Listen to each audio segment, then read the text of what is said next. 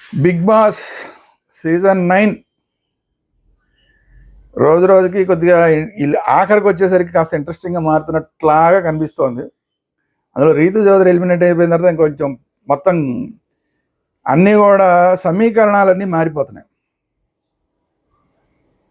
వీళ్ళు టాప్లో ఉంటారు అనుకున్న వాళ్ళు వాళ్ళకి ఎంత మామూలుగా ఓటింగ్ వస్తుంది అనుకున్నారో అంత ఓటింగ్ రావట్లా. వీళ్ళు ఇంకా కిందకి జారిపోయారు అనుకున్న వాళ్ళు మళ్ళీ పైకి వస్తున్నారు. పర్లేదు వీళ్ళు కొంచెం సేఫ్ అవుతారేమోలే ఈ వారం అనుకున్న వాళ్ళు దెబ్బతిని మళ్ళీ కిందకు వచ్చేస్తున్నారు. సో ఇలా రకరకాలుగా జరుగుతోంది ఓటింగు. కానీ అందరి అంచనాలని నిలబెడుతూ ఆఖరి స్థానంలో కొనసాగుతున్న వ్యక్తి ఎవరైనా ఉన్నారు అంటే సుమన్ శెట్టి. మరి సుమన్ శెట్టిని ఎంతకాలం కాపాడగలుగుతారు మరి బిగ్ బాస్ గారు అనేదే ఇంట్రెస్టింగ్ టాపిక్. మరి ఆయన ఇంకా కొనసాగించాలనుకుని ఇంకెవరినన్నా బలిపశువుని చేస్తారా? ఎందుకంటే లాస్ట్ వీక్ ఆయన ఎలిమినేట్ అయిపోవాలి. ఆయన ఆపి రీతు చౌదరిని బలిపశువుని చేసేసారు. యాక్చువల్ రీతు చౌదరి ఈ వారం ఎలిమినేట్ అవ్వాల్సిన క్యాండిడేట్ ముందే ఎలిమినేట్ అయిపోయింది. సరే కనీసం ఈ వారం అన్నా సుమన్ శెట్టిని ఎలిమినేట్ చేస్తారా, లేదంటే ఈ వారం కూడా ఇంకొకళ్ళని ఎవరినన్నా బలిపశువుని చేస్తారా ఏంటి అనేది చూడాలి. అయితే ఈ వారం ఇంట్రెస్టింగ్ విషయం ఏంటంటే, ఈ వారం లాస్ట్ వీకే అసలు డబుల్ ఎలిమినేషన్ ఉంటుంది అనుకుంటే డబుల్ ఎలిమినేషన్ లాస్ట్ వీక్ లేదు. ఈ వారం డబుల్ ఎలిమినేషన్ అనటం కన్నా కూడా మిడ్ వీక్ ఎలిమినేషన్తో పాటు మళ్ళీ వీకెండ్లో కూడా ఇంకొక ఎలిమినేషన్, ఆ విధంగా డబుల్ ఎలిమినేషన్ ఉండే అవకాశం కూడా ఉండొచ్చు. సో మిడ్ వీక్ ఎలిమినేషన్కి 99.99% ఛాన్సెస్ ఉన్నాయి. సో అందువల్ల ఎవరన్నా కూడా తొందరగా మన వాళ్ళని కాపాడుకోవాలి అనుకుంటే ఖచ్చితంగా డిమాండ్ పవన్ అభిమానులు, భరణీ శంకర్ అభిమానులు, సుమన్ శెట్టి అభిమానులు వీలైనంత ఎక్కువ ఓట్లు వేసుకుంటేనే మిడ్ వీక్ ఎలిమినేషన్లో నుంచి బయటపడే అవకాశం ఉంటుంది. ఎందుకంటే లాస్ట్ రోజు మనం ఓట్లు వేద్దామని అనుకుంటే మిడ్ వీక్ ఎలిమినేషన్లో మీరు అనుకున్న మీకు ఇష్టమైన వ్యక్తి బయటకు వచ్చేసినా కూడా పెద్ద ఆశ్చర్యపోకలు. సో అలా జరగకుండా ఉండాలంటే కంటిన్యూస్గా ఓట్లు వేస్తూనే ఉండాలి ఇప్పటి నుంచి. సరే ఓవరాల్గా ఎలా ఉంది అని చూస్తే అందరికన్నా ఫస్ట్ ప్లేస్లో యాజ్ యూజువల్గా తనూజ కొనసాగుతోంది. కానీ తనూజ చేసిన పిచ్చి పనులు, అనవసరంగా సంజనాతో అనవసరమైన గొడవ పెట్టుకొని ఆ అమ్మాయిలు పైకి ఆడేది ఒకటి, లోపల మాట ఉండేది ఒకటి, అది ఓపెన్ అయిపోయింది అనిపించుకుని ఫేక్ గేమ్ ఆడుతోంది అనిపించుకుని ఈ వారం చాలా చాలా దెబ్బతినేసింది. తనూజ మాత్రం చాలా దెబ్బతినేసింది. సంజనాతో పెట్టుకుని చాలా దెబ్బతినేసింది. తనూజకి వీక్ ఫస్ట్లో స్టార్టింగ్లో 29% ఉంది. ఆ మర్నాడికి వచ్చేసరికి 28% అయింది. ఈ రోజుకి వచ్చేసరికి ఈ సంజనాతోటి నిన్న జరిగిన గొడవతోటి ఇంకొక పర్సెంటేజ్ పడిపోయి 27%. అంటే 2% గత 2 రోజుల్లోనే 2% తనూజకి డౌన్ అయిపోయింది.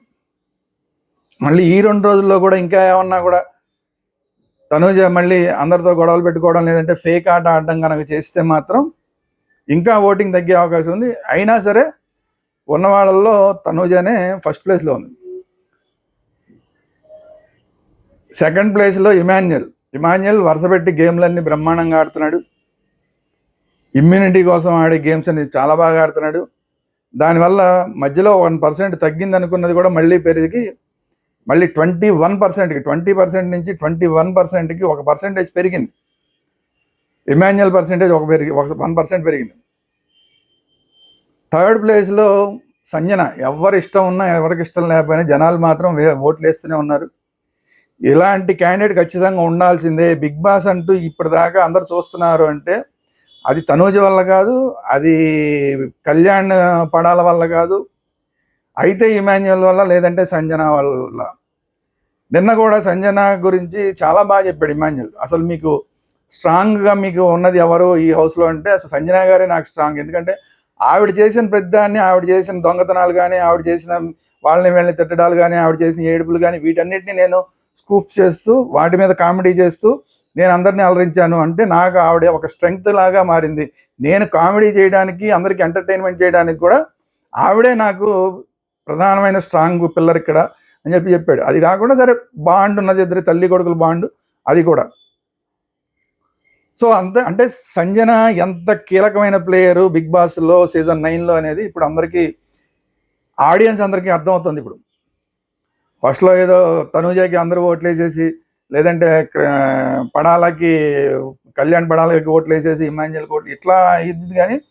కానీ ఎంత కీలకం అసలు, ఈవిడ లేకపోతే అసలు బిగ్ బాస్కి అసలు వాల్యూనే లేదు సీజన్ 9 అనేది సంజన ఆట వల్లనే అని చెప్పి ఇప్పుడు అందరికీ అర్థమవుతుంది. అందుకని ఆవిడ ఓటింగ్ అంతా ఇంకా పెరుగుతుంది. అంటే పెరగడం అంటే 19% దగ్గర ఉంది. నిన్న మొన్న కూడా 19% దగ్గరే ఉంది. ఈ రోజు కూడా స్ట్రాంగ్గా 19% దగ్గరే ఉంది. ఇమాన్యుయల్ రెండో గేమ్ కూడా గెలిచేసాడు ఇమ్యూనిటీ కోసం. అది కాకుండా ఇప్పుడు ఆడియన్స్ని ఓటప్పీల్ చేసుకునే అవకాశం కూడా అతనికి వచ్చింది. సో అతనికి ఇమ్యూనిటీ కనుక వచ్చి అతను ఈ నామినేషన్స్లోంచి కనుక పక్కకి వెళ్తే ఇమ్మీడియట్గా ఈ ఓటింగ్ అంతా కూడా వీకెండ్లో ఖచ్చితంగా సంజన వైపుకి వెళ్ళిపోతుంది. అప్పుడు సంజన అసలు ఏ రేంజ్కి వెళ్తుందో అనేది ఊహించి చెప్పలేమ్మా. దాదాపు తనూజతోటి సమానంగా ఓట్లు వచ్చినా కూడా పెద్ద ఆశ్చర్యపోకలు. అంటే దీన్ని బట్టి ఆల్మోస్ట్ ఏంటంటే టాప్ 4లోకి టాప్ 5లోకి సంజన వెళ్ళిపోయింది. అంటే ఈ వారం లేడు కాబట్టి, కళ్యాణ్ పడాలి లేడు కాబట్టి అతను పక్కన ఉన్నాడు. అతను వస్తే కనుక అతను కూడా దీంట్లో టాప్లో ఉంటాడు కాబట్టి సంజన ఇప్పుడు టాప్ 4లోకి వచ్చేసింది ఆల్రెడీ. 1-2లో కళ్యాణ్ ఉంటాడా, తనుజ ఉంటుందా? 3rd ప్లేస్లో ఇమాన్యుయల్, 4th ప్లేస్లోకి వచ్చేసి ఖచ్చితంగా సంజన వచ్చేసింది ఇప్పుడు ఆటను బట్టి. మరి ఏదైనా ఇక బిగ్ బాస్ ఏదైనా మాయా మత్స్యందర్ చేసి ఆ అమ్మాయిని ఎలిమినేట్ చేస్తే అది ఏం చెప్పలేం. కానీ ఆ అవకాశం కూడా ఆల్మోస్ట్ లేని స్థాయికి ఆ అమ్మాయి వెళ్ళిపోయింది. సో 3rd ప్లేస్లో సంజన 19% తోటి ఉంది. 4th ప్లేస్కి వచ్చేసరికి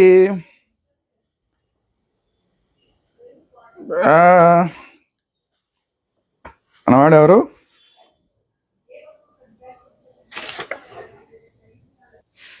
భరణి 4th ప్లేస్లోకి వచ్చేసరికి ఇప్పుడు నిన్నటి దాకా 5th ప్లేస్లో ఉన్న భరణి 4th ప్లేస్లోకి వచ్చాడు.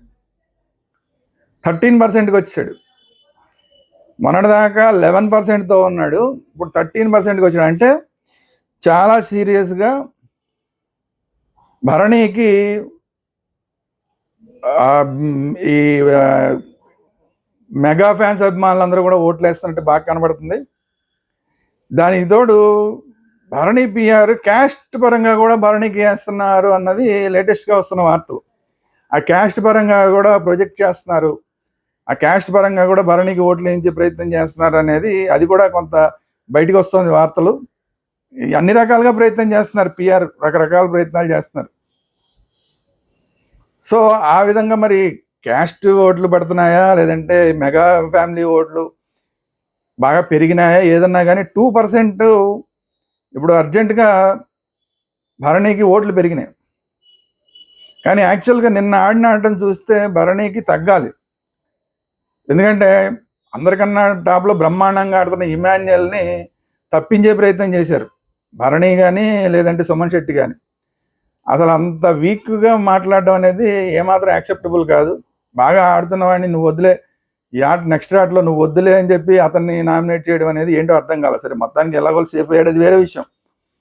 కానీ ఏంట్రా బాబు భరణి ఇలాగ ఆడతాడు, ఇంత సేఫ్ గేమా, మరి ఇంత దారుణంగా? సరే సుమన్ శెట్టి అంటే ఎప్పుడు సేఫ్ గేమ్ ఆడతాడు, భరణి కూడా ఇంత సేఫ్ గేమ్ ఆడటమా అని చెప్పి అందరూ ఆశ్చర్యపోయారు. మరి భరణి ఇంకో 2 రోజులు కూడా ఇలా సేఫ్ గేమ్ ఆడితే మాత్రం డేంజర్లోకి వచ్చే అవకాశం ఉంది. నేను ప్రస్తుతానికైతే డేంజర్లోనే ఉన్నా కూడా 4th ప్లేస్లో 13% తోటి ఉన్నాడు.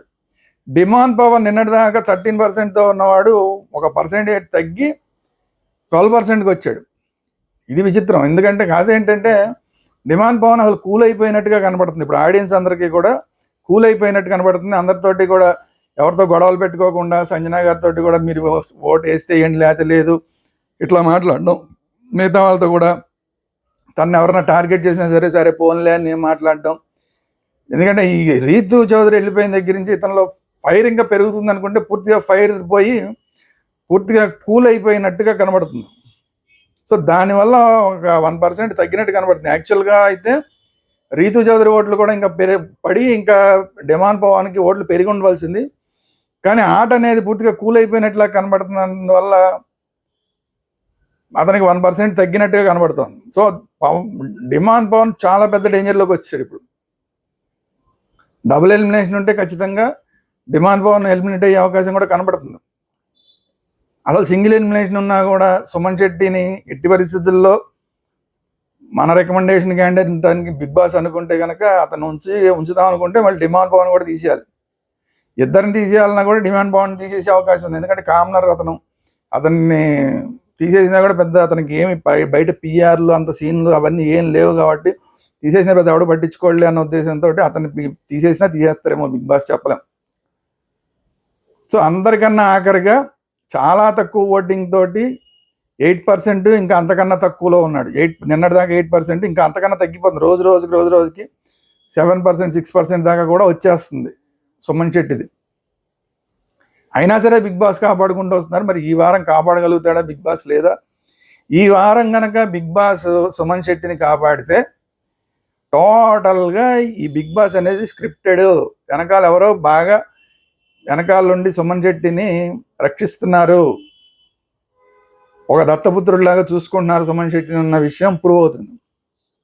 అది కాకుండా భరణికి విషయంలో మాత్రం చాలా పెద్ద స్థాయిల్లోనే రికమెండేషన్లు వస్తున్నాయి. అతను 80% టాప్ 5లో తీసుకోవాలని రికమెండేషన్లు వస్తున్నాయన్న వార్తలు బయట వినబడుతున్నాయి.